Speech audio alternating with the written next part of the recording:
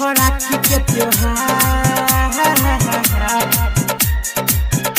अखन अपने सब सुन रहल छी एसके राज रिकॉर्डिंग स्टूडियो की शानदार प्रस्तुति।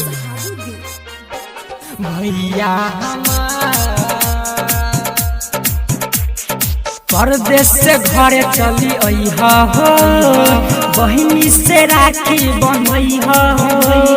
परदेश से घरे चली अइहा हो, बहिनी से राखी बंधइहा हो राखी के त्योहार। भैया हो राखी के त्योहार।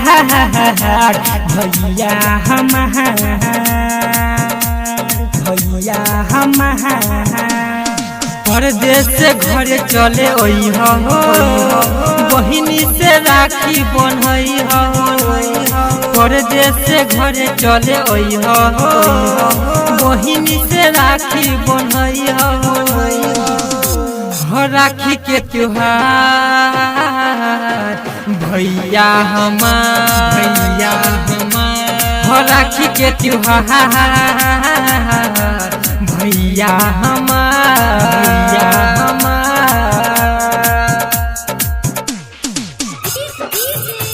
हो राखी के त्योहार।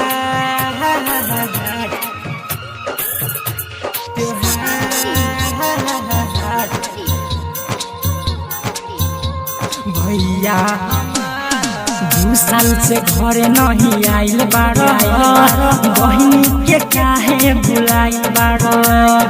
जा तू विदेश मोरा भैया हो, हमरा के काहे बिसराइल बाड़ा। सुनो भैया हमार रोबे बहिनी तोहार, कनी कह के विचार आजा भैया हमार। ए भैया भाई के फर्ज निभैया हो, बहिनी के नाही रुइहा हो। भाई के फर्ज निभैया हो, बहिना के नाही रुइहा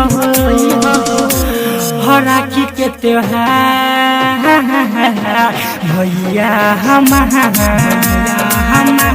हो राखी के त्योहार। भैया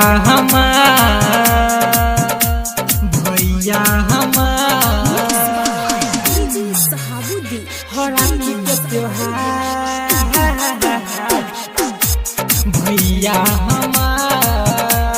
सावन महीना देखो आइल बा, राखी के दिन नियर आइल बा।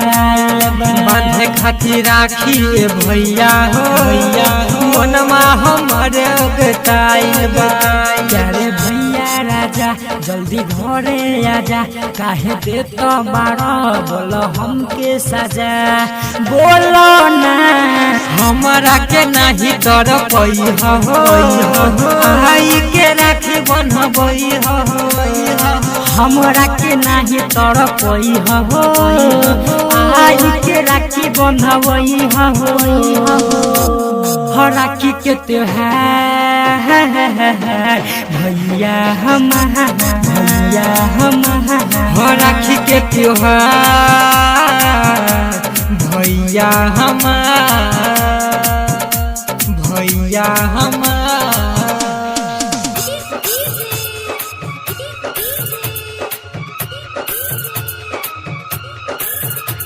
हो राखी के त्योहार। भैया रेलिया के टिकट कली हो, होते बिहाने गाड़ी धली हो। बतिया मनोहरा राकेश के, हर हाल में भैया आ जइहा। जो होतानी सुनो अरविंद प्रकाश, भैया सुनो सुभाष, यही लागल बायास। भैया हो नीतीश निगाहे जी आ जइहे, जन्मों के हिते निभा जइहे। गोविंदा गौरैया जी आ जइहे, जन्मों के हित निभा जइहे। हो राखी के त्योहार। भैया हो राखी के त्योहार।